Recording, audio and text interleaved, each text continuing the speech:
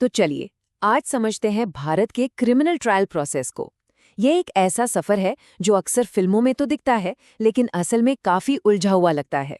एक अपराध से लेकर कोर्ट के आखिरी फैसले तक ये प्रोसेस थोड़ा कॉम्प्लेक्स तो है, पर हम इसे मिलकर एकदम आसान बना देंगे।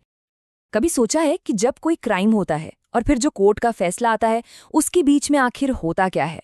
ये कोई एक दिन की बात नहीं है, नहीं। ये तो एक पूरा सफर है, एक सोची समझी यात्रा जिसमें कई मोड़ आते हैं।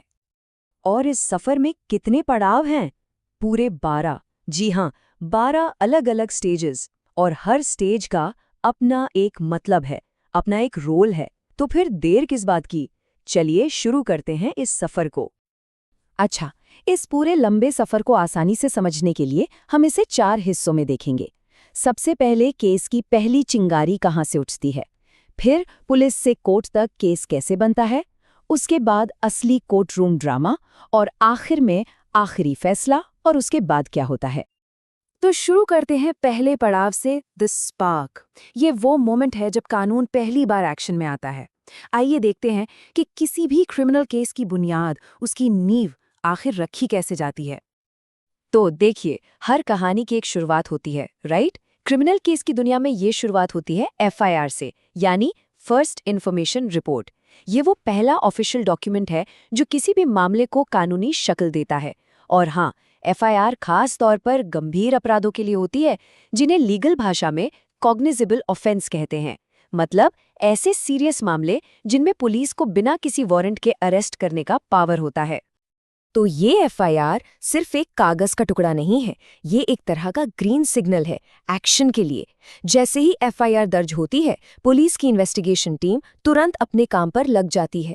सबूत इकट्ठा करना, गवाहों से पूछताछ, क्राइम सीन की जांच, सब कुछ। ओके, तो पुलिस ने अपनी जांच शुरू कर दी है। अब चलते हैं अगले पड़ाव पर और देखते हैं कि ये केस पुलिस की फाइलों से निकलकर जज साहब की टेबल तक का सफर कैसे तय करता है। तब मामला आ गया है कोर्ट के दरवाजे पर। यहाँ 3 जरूरी कदम होते हैं।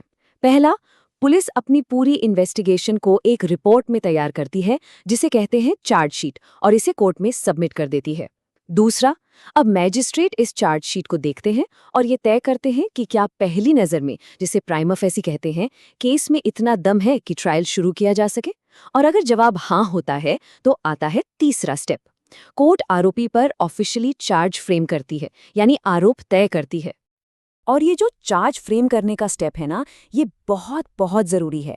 ये सिर्फ एक फॉर्मेलिटी नहीं है, ये नेचुरल जस्टिस का एक अहम हिस्सा है, क्योंकि इसी से आरोपी को एकदम साफ साफ पता चलता है कि उसे कोर्ट में खुद को किन इल्जामों से बचाना है।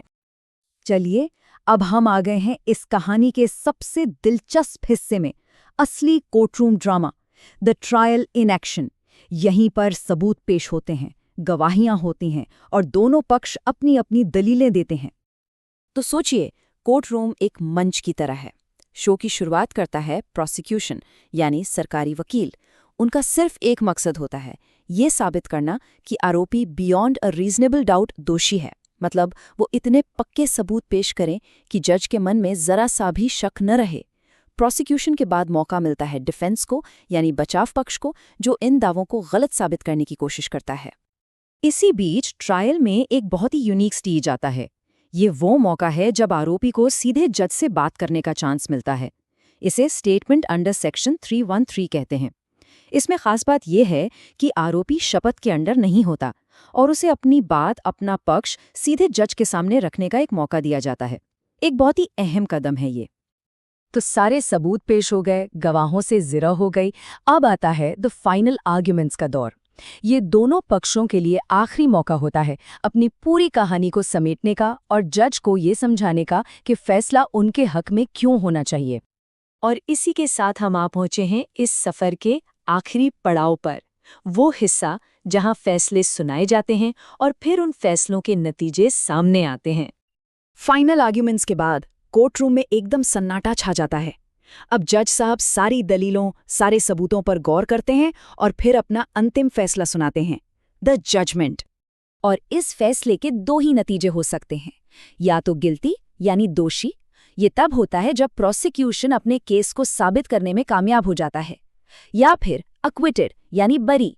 ये तब होता है जब प्रोसिक्यूशन केस को साबित नहीं कर पाता और आरोपी को निर्दोष पाया जाता है। अच्छा, अगर कोई गिल्टी पाया जाता है तो कहानी यहाँ खत्म नहीं होती। अब मामला पहुंचता है सजा तय करने के स्टेज पर, जिसे कहते हैं सेंटेंसिंग। इस पर भी दोनों पक्ष अपनी अपनी दलीलें रखते हैं कि सजा कितनी होनी चाहिए, और फिर जज साहब कानून के हिसाब से सजा सुनाते हैं, जुर्माना, जेल या फिर दोनों। लेकिन रुकिए, ये सफर अब भी खत्म नहीं हुआ है, क्योंकि कोर्ट के फैसले के बाद भी एक और रास्ता खुला होता है। और वो रास्ता है अपील का। अपील एक तरह का सेफ्टी नेट है, समझिए। अगर प्रोसिक्यूशन या डिफेंस किसी को भी लगता है कि निचली अदालत के फैसले में कोई कानूनी गलती हुई है, तो वो उस फैसले को एक हायर कोर्ट में, मतलब ऊपरी अदालत में चैलेंज कर सकते हैं। ये एक बहुत जरूरी चेक एंड बैलेंस है, ताकि न्याय मिलने में कोई चूक ना हो। तो देखा, एक एफआईआर की छोटी सी चिंगारी से लेकर अपील के आखिरी फैसले तक, ये है भारत में क्रिमिनल केस का पूरा 12 चरणों का सफर। ये पूरा सिस्टम फेयरनेस यानी निष्पक्षता के लिए डिजाइन किया गया है। लेकिन एक सवाल जरूर मन में आता है कि क्या ये आखिरी अपील ही न्याय के सफर का असली अंत है?